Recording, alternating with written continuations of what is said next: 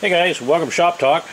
I just wanted to go over some issues with a Husqvarna 372 XTorq. I'd heard about some issues with this saw and I'd never really seen them up until now. I'd heard there were some crank failures and some bearing failures. Well, let me show you what happened to this one.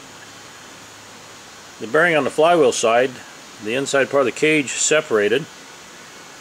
And when it separates, that metal goes through the motor, and usually it'll just lock up the rings and the unit shut down. Well, this one, it didn't lock the rings up, and it continued to run for quite some time.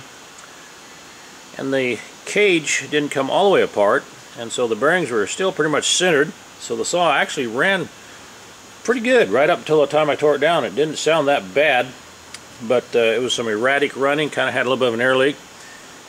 And the reason it had an air leak, on the opposite side, this is normally you heat this case up to push the bearing out or push the bearing in, and you could take the crankshaft and you could actually wiggle that crankshaft up and down, and you can see the bearing was loose in the crankcase.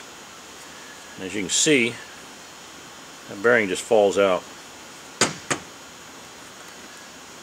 See how loose that is in there?